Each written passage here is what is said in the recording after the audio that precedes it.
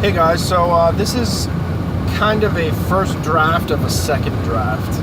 I realize that doesn't make a lot of sense, but here's what I mean. I guess I wanted to start recording now because I'm in bat country, which means I'm somewhere in the vicinity of Barstow. And if you're a Hunter S. Thompson fan, you know that this is where the drugs began to take effect.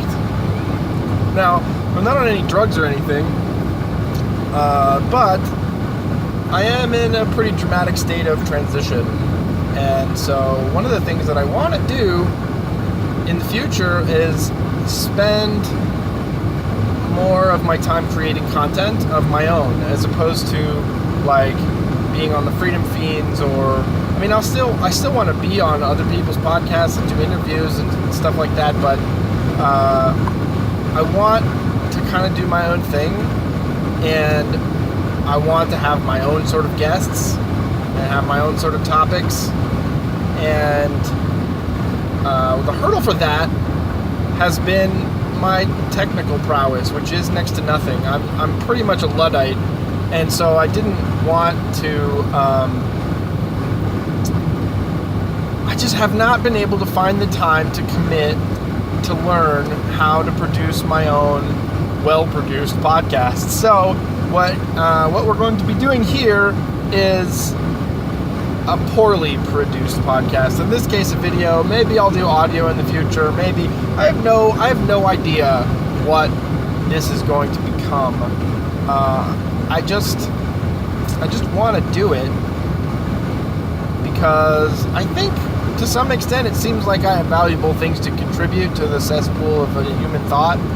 And I know that some people have commented that they like the way that I think, and they like my sense of humor, and that I've turned them on to certain things, and whatever. It's just, I feel like shitty first draft is the way to go. The reason that I call this a second draft is because this is the second time that I'm leaving California. I got kind of a rough start back in August. I guess let's just talk 2016, all right? Toward the end of last year, my wife and I decided to divorce and officially separated January 1st, 2016. I finished out the year as an art teacher and moved into a little, I rented a room in somebody else's apartment for a while and saved some money.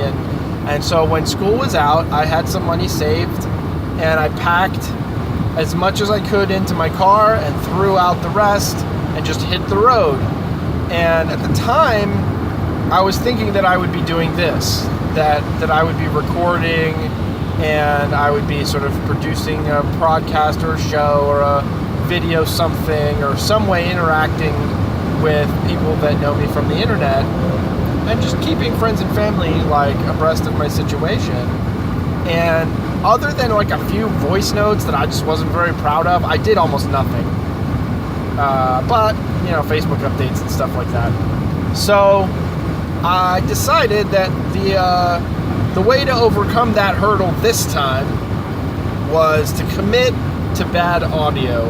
Now, I know that there's a lot of podcasts out there that say that bad audio is a hate crime, and that's fine, but for me, bad audio is a love crime. And what I mean by that is, when I drove across the country the first time, like, there are stretches of freeway where you don't get any good radio signal, and you're willing to listen through the static because you want something, because you want to make out what is available.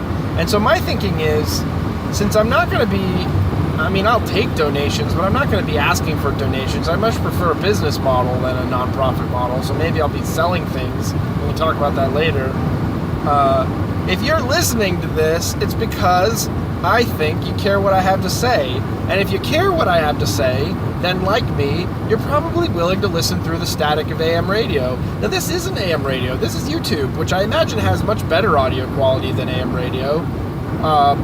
But who knows? The point is, it's about communication. And a lot of the times production value is about a false sense of authority or a false sense of value. Not a false sense. These are valuable shows. You should contribute to these shows that people produce. But it's about show business in the broadest of sense. It's about movie magic in the broadest of sense. And I don't want to do magic. I want to do, crude human communication. I just want words with people. So that's what I'm going to be doing. And I'm going to be committed to bad audio. And I've got a few different cameras right now. I'm on a, what is this thing? A Samsung Galaxy Core. It's the cheapest phone that they would give me when I changed phone providers. After the divorce, I had to change to another phone provider, get on my own plan and stuff. So, cheapest phone possible. Apparently, it has a camera. I'm trying to see what the everyday layman Luddite can do on the internet. That's my job. I'm the fool who foolproofs things. I am. Whatever. Anyway, so I hit the road in August. Part of me thinking it was for the Free State Project, right? Like the Free State Project just got their 20,000 signatures, and people are headed to New Hampshire. And to some extent, that is still what I'm up to. I want to spend some time in New Hampshire, and I want to maybe not move there permanently, but at least contribute my fullest practical effort to the achieving of a free society. But here's the thing, like, I am not a free stater. I am a no-stater. And that means that the borders of New Hampshire are irrelevant to me. Before I am a Free State Project participant, I am a Shire Society participant. And the Shire Society, shiresociety.org, doesn't have borders the way that the Free State Project says that you should move directly to New Hampshire. Now, there are things in New Hampshire I want to do. I want to go to Keene and hang out with the civil disobedience activists. I like the idea of getting into a larger metropolitan area, which would probably be Manchester, and getting it with. I want to do more art than politics. I'm so sick of politics, and I'm so sick of libertarianism. I want to recapture a very subjective sense of freedom, not necessarily achieving a philosophical and political sense of freedom, because that's, very subjective. A lot of people disagree as to what it actually means. So, Hunter S. Thompson, when he was driving through here, he said that he was looking for the American dream, which he meant, wealth, I guess. He was going to Vegas to get rich quick. He was trying to do a lot of drugs and shoot a lot of guns. I got no idea. But, like, my generation, we don't have an American dream, Like, if anything, we're admitting that America is a dream. It's a fantasy. It's a cliche. It's an unsustainable economic model. It's hypocrisy of its own founding documents. Whatever. America is a dream. I'm looking for a subjective sense of freedom. So on that trip, the first time around, I hit Phoenix and Colorado and Ohio and Georgia, and I'll talk about those, in one of these I'll probably talk about each one of those.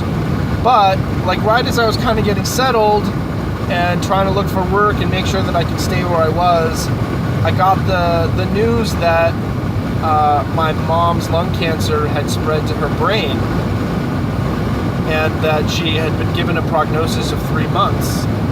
And so I dropped everything and I drove back to California, and I moved back in with mom and my stepdad, and I helped get her to radiation treatment and all that stuff.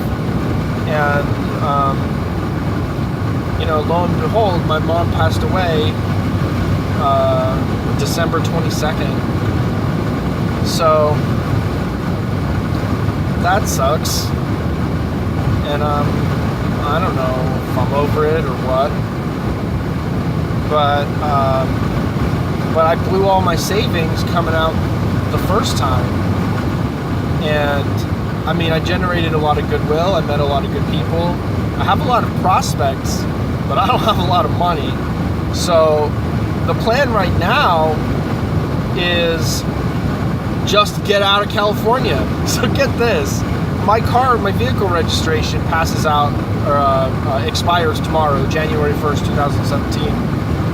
And I tried to re-register it, you know? I tried to like go into the DMV, and they want it was originally $108, but I guess because I waited too long, they want $180 to register the vehicle. And it turns out that to do that, you have to pass smog. So I go and I get the thing smog, and it fails. So $50 down the drain.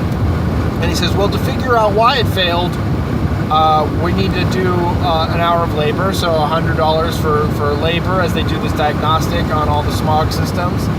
And it turns out that the part that they want to replace is going to cost $350 and $100 in labor. So, like, you know, you start doing the math and you're like, my car's already totaled. Like, it's not like this thing is worth anything. So dropping like $700 on a non-essential system that only affects emissions, it doesn't affect the performance of the car at all, is silly. So the mechanic said that I should get an extension. You can get a 30-day extension. And I was going to do that just so I could stay in California with my stepdad and help sort of with arrangements and whatever. But I went into the DMV and they say, get this, that you have to pay the registration before you can pay for the extension on the registration. So they still want their $180 plus another $50 for the extension, just so that they can give you 30 days to go and spend the $450 on the useless repair that nobody needs. So I was like, no, not gonna do it, screw it.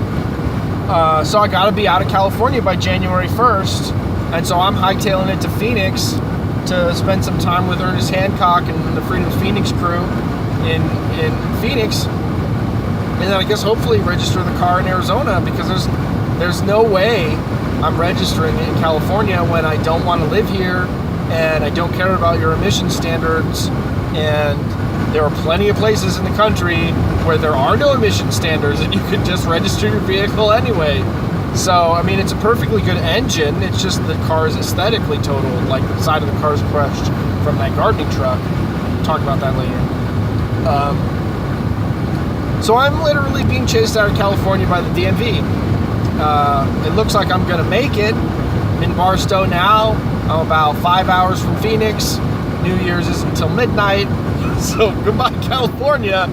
But I got no plans from here, man. I got not enough money to do the repairs on the car I want to do that are actually needed repairs, like on the performance of the vehicle. So I'm going to hang out in Phoenix. I'm going to work on Ernie's Pirate Party thing. I'll try to respond to all these emails. I know that you guys have emails that I haven't been responding to. And come February, I'm going to work the Arizona Renaissance Festival and try to put away enough money to move on to the next leg of my journey. So, you know, Happy New Year. Goodbye 2017. Seems like people weren't too happy with you. All in all, I'd say mine was okay. A lot of really great stuff happened too, but I'll talk about that later. But, you know, this year's bad country, so we're going to stop here.